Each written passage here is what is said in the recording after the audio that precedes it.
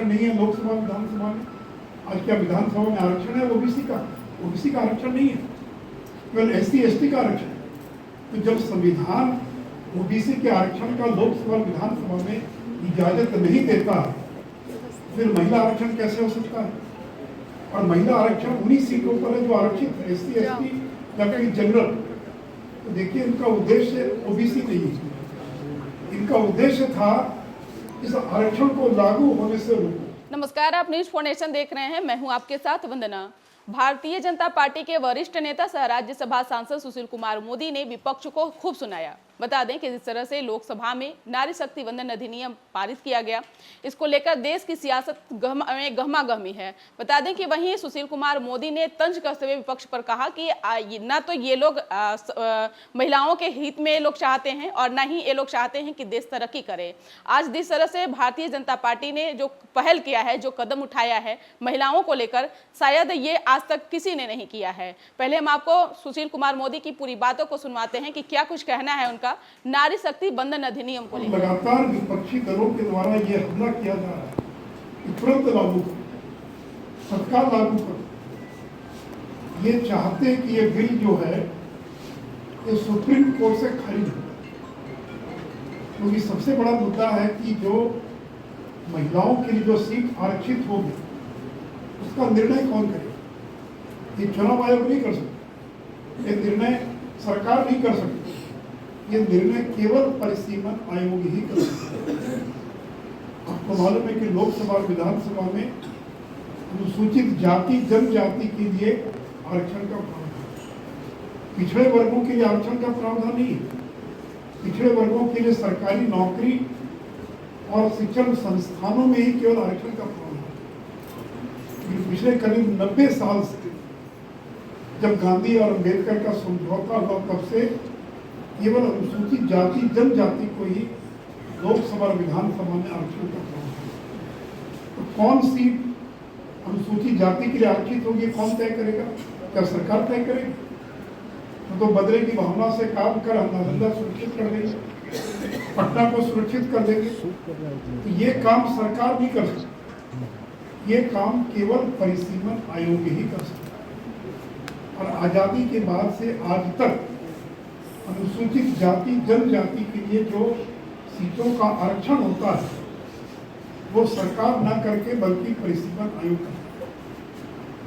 और इसीलिए अभी जो बिल पारित हुआ उसमें ये प्रावधान किया गया कि जब परिसीमन आयोग का गठन होगा, और इंदिरा गांधी के समय में ही परिसीमन आयोग पर प्रतिबंध उस पर फ्रीज कर दिया गया था।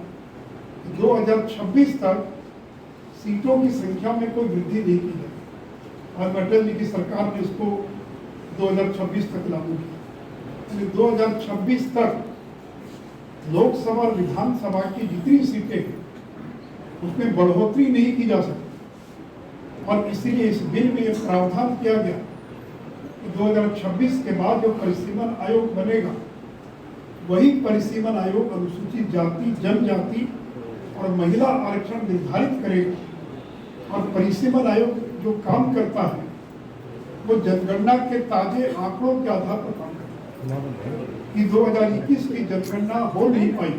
इसलिए सरकार ने, अमित शाह जी ने घोषणा की है कि लोकसभा चुनाव के तुरंत बाद जनगणना होगी। जनगणना के जो आंकड़े आएंगे उसके आधार पर परिसीमन आयोग जो है और वो निर्धारित करेगी कि कौन सीट महिला के लिए आरक्षित होगी, कौन सीट एससी एसटी की आरक्षित होगी। और हर हालत में 2029 के पहले, यानी 2029 का जो लोकसभा चुनाव है वो महिलाओं को 1/3 आरक्षण देकर वो चुनाव कराएगा। इसलिए मित्रों, लोगों को जाकर बताने की आवश्यकता, जो लोग भ्रम पैदा कर और जो लोग ओबीसी आरक्षण की बात कर रहे हैं उनसे पूछिए कि 90 साल तक तो ओबीसी को आरक्षण नहीं है लोकसभा विधानसभा में। आज क्या विधानसभा में आरक्षण है ओबीसी का आरक्षण नहीं है, केवल एससी एसटी का आरक्षण है। तो जब संविधान ओबीसी के आरक्षण का लोकसभा विधानसभा में इजाजत नहीं देता फिर महिला आरक्षण कैसे हो सकता है? और महिला आरक्षण उन्हीं सीटों पर है जो आरक्षित है, एससी एसटी या कहीं जनरल। तो देखिए इनका उद्देश्य ओबीसी नहीं है, इनका उद्देश्य था इस आरक्षण को लागू होने से रोको। मुलायम सिंह यादव, शरद यादव, ये लालू प्रसाद यादव, इनके पार्टी के लोगों ने बिल को पारित नहीं होने दिया। तो निशाना था आरक्षण को रोको, आरक्षण लागू हो गया तो हमारी सीट का क्या होगा, और बहाना था ओबीसी आरक्षण। इसलिए यह भी लोगों को बताने की आवश्यकता है। और फिर अंतिम बात, बिहार में 40 लोकसभा की सीट है, 19 एमपी बिहार में ओबीसी समाज से आते हैं। तो बिना आरक्षण, जब आरक्षण नहीं है तब 19 लोकसभा की सीट यादव, कुर्मी, कोयरी, वैश्य, ओबीसी समाज के लोग आते हैं। तो कल मधेपुरा की सीट पर क्या कोई महिला को, पिछड़ी महिला को छोड़कर क्या किसी अगली महिला को कोई टिकट देगा? तो जिन सीटों पर पिछड़े वर्गों की आबादी ज्यादा है, उन सीटों पर जैसे पुरुष को लोग टिकट देते हैं, तो कल 1/3 महिलाओं के लिए आरक्षित हो जाएगी। उन सीटों पर लोग ओबीसी समाज को ही वोट देंगे। इसलिए इनकी असली मंशा ये थी कि किसी हालत में ये बिल को पारित नहीं हो। लेकिन जिन लोगों ने महिला आरक्षण का विरोध किया, बिल को फाड़ दिया, उनकी ये दुर्दशा हो गई कि आज लोकसभा में राष्ट्रीय जनता दल का एक भी सांसद मौजूद नहीं है। और जिस समाजवादी पार्टी ने भारी विरोध किया था, उसके लोकसभा में केवल 3 सांसद हैं, केवल 3। तो महिला आरक्षण का विरोध करने वाले लोगों का इस देश की जनता ने सब। मैंने इन दोनों बातों का जिक्र इसलिए कर दिया, विपक्ष बार बार इसको लेकर भ्रम पैदा करता है। भ्रम को तर्कों के साथ और दूर करने की आवश्यकता है।